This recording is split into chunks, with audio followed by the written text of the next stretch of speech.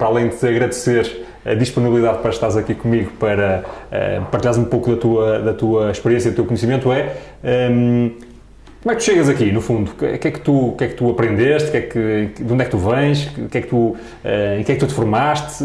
Já sei que andaste por vários sítios do mundo. Queres-nos dar aqui uma panorâmica geral da tua vida para enquadrar? Claro, obrigado pelo convite, Hugo. Então, basicamente, eu, como o Fá comentou, eu sou brasileiro, sou de Porto Alegre, do sul do Brasil.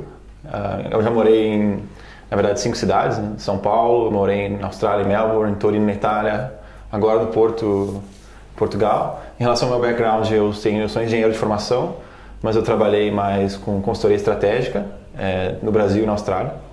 Em relação a criptomoedas, eu acho que o que está mais relacionado dentro do meu background seria o fato de que eu comecei a investir desde muito cedo, desde adolescente praticamente, em ações, depois metais preciosos e em determinado momento eu passei a investir em criptomoedas e a partir desse momento venho focado basicamente... Ainda te lembras qual foi o teu primeiro contacto com a Bitcoin, provavelmente, não sei se foi a primeira moeda ou criptomoeda que tu conheceste, em que contexto é que isso ocorreu e qual foi a primeira reação que te causou, se consegues te lembrar? Acho que sim.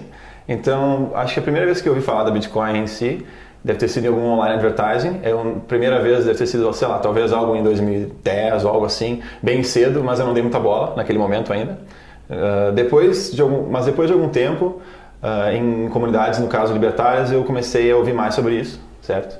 E em determinado momento, enfim, me juntei a um centro na Austrália, onde eu morava na época, em Melbourne, sobre blockchain e criptomoedas, onde eu frequentava basicamente toda semana e eu ficava, enfim, virou praticamente um vício. Investir em Bitcoin, por exemplo, se eu investir em Bitcoin, estou a cometer alguma ilegalidade? Em Portugal, não. Na grande maioria dos países, não, mas existem países em que é ilegal investir em Bitcoin. Marrocos é um exemplo. Se não me engano, Bolívia também é. Ok. E como é que se investe nestas coisas? É porque toda a gente, já se percebe aqui que pode ser interessante, etc. Mas como é que se investe?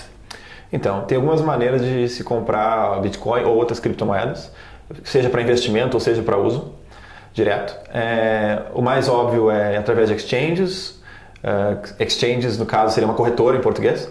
E esse meio é basicamente um meio onde se faz um cadastro numa plataforma online, que é essa exchange, e se deposita, no caso, euros ou outra moeda, e se compra as criptomoedas diretamente. Basicamente, tão simples quanto isso. Então, deixa-me ver se eu consigo perceber. Portanto, abres uma conta numa dessas corretoras, numa exchange, depositas lá o teu dinheiro, dólares, euros, o que seja, e com isso compras as moedas que tu quiseres. Como é que há todas as moedas, o que é que podes comprar? Então, esse é outro ponto. Então, assim, geralmente as exchanges que aceitam euros ou dólares, elas geralmente só vendem as principais criptomoedas. E daí tem Bitcoin Cash, Litecoin, Ethereum. Essas geralmente são aquelas que são comercializadas nas exchanges que aceitam euros. Mas se tu quiseres, no caso, comprar, digamos, criptomoedas menores ou altcoins, no caso. São chamadas altcoins. Altcoins, exato. Que na verdade altcoins quer dizer alternative coins, ou seja, são menores ou são alternativas ou são as principais.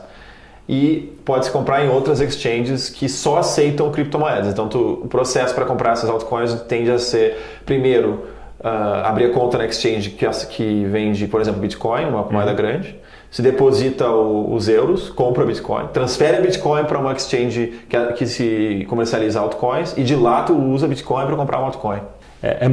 As moedas tradicionais, o euro ou o dólar, por exemplo, são emitidas por ordem de alguém, de uma pessoa que sabe exatamente quem é, tipicamente um banqueiro central, não é? Um responsável de um banco central, seja a Reserva Federal Americana, seja o Banco Central Europeu, e portanto alguém que diz imprima-se mais dinheiro, não é? Portanto é algo claramente centralizado. Aquilo que o criador, seja ele quem for, da Bitcoin e de outras criptomoedas procura fazer vamos criar uma forma de dinheiro que não seja centralizado, que seja distribuído. Então, explica-me, mas at the end of the day, a Bitcoin é o quê? É código que anda em algum lado? Como é que aquilo se transforma? Como é que há alguma dimensão física disso? Explica-nos mais um pouco. Então, acho que falando um pouco mais sobre isso, ela é 100% digital, tá? Então, se alguém quiser te oferecer uma Bitcoin física, é golpe, não compre. Importa dizer isso, né? É importante falar isso, na verdade, para quem não conhece. Acho que, além disso, como tu falaste, a emissão é descentralizada. Mas como é que se processa, sendo descentralizada? É o código original que estipula a Bitcoin foi desenvolvido por alguém e, portanto, nesse código está previsto como é que essa moeda é emitida, é isso? Isso, então basicamente é o seguinte, eu vou fazer uma comparação com a Fiat Money que se fala, né, que é, por exemplo, o euro, com a emissão da... Fiat significa o quê? Significa confiança em latim, no caso. E confiança em quem? Confiança no emissor, que é, no caso, uma pessoa, um grupo de pessoas que gerencia o Banco Central, tende a ser, pelo menos em quase todos os países desenvolvidos do mundo, é assim. No caso da União Europeia tem-se o Banco Central Europeu, né? E no caso dos Estados Unidos, por exemplo, tem o Federal Reserve.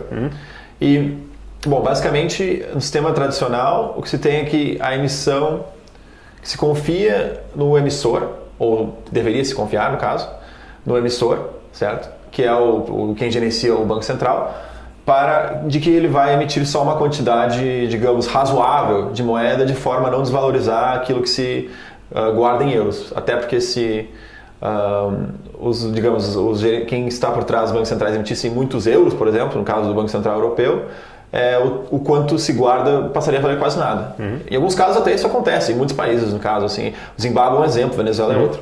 No caso a inflação, não é? A hiperinflação, no caso desses dois países, ainda mais. Então, no caso da Bitcoin é diferente. Não há um emissor central. Há um algoritmo open source, certo? Em que em que é previsto quantas Bitcoins serão emitidas em cada momento tempo até o fim da história. E desde a sua incepção, desde janeiro de 2009. Então, o que isso quer dizer? Quer dizer que dá para saber exatamente quantas Bitcoins tem em todo o sistema, no mundo inteiro, hoje. Isso deve estar em torno de 17 milhões agora. Sendo que o máximo é? 21 milhões e vai chegar isso a 2140, no caso. E depois disso ela fica estável, ela não aumenta mais. Então é extremamente previsível e depende do algoritmo e é praticamente imutável.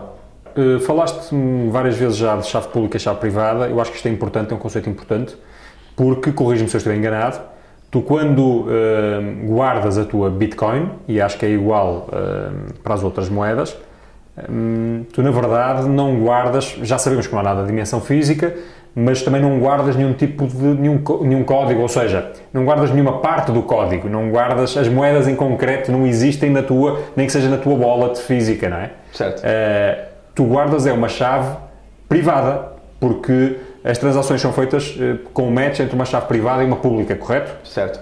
Toda a gente conhece a pública, no fundo é o teu endereço de e-mail, que tu podes dar para alguém te enviar alguma coisa qualquer, mas tu depois, para conseguires validar uma determinada transação, para dares o ok, tens que utilizar a tua chave privada, correto? Correto, é isso mesmo. E no fundo o que tu guardas numa paper wallet, numa outra cold wallet ou numa hot wallet, vai ser o teu código, o teu código, sim, a tua chave privada, é isso?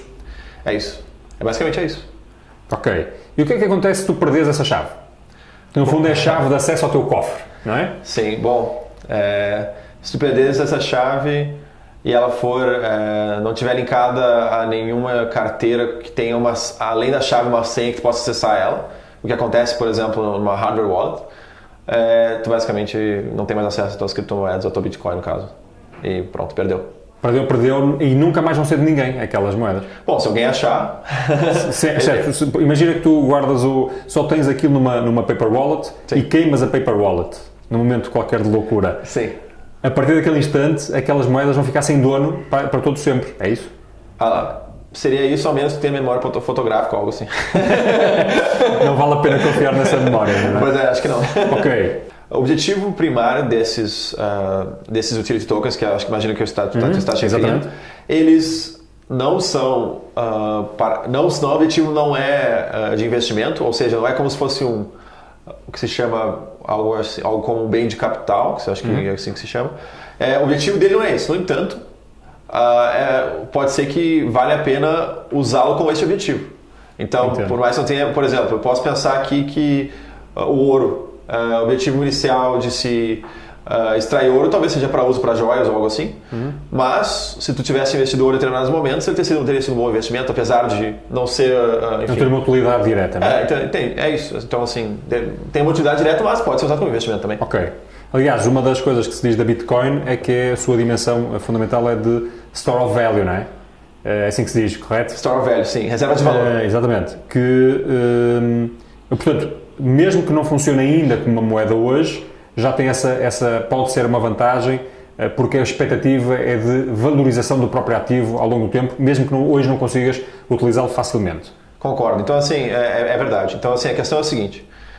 Hoje em dia, a Bitcoin, sem a implementação ainda do Lightning Network em grande escala, que é o que eu comentei antes, ela não suporta, o sistema não suporta uma grande quantidade de transações por segundo, que seriam necessárias para ser uma moeda usada por todo mundo, nem perto disso. Então, assim, agora, eu não sei quais os números exatamente, mas deve suportar algo em torno de 5 transações por segundo.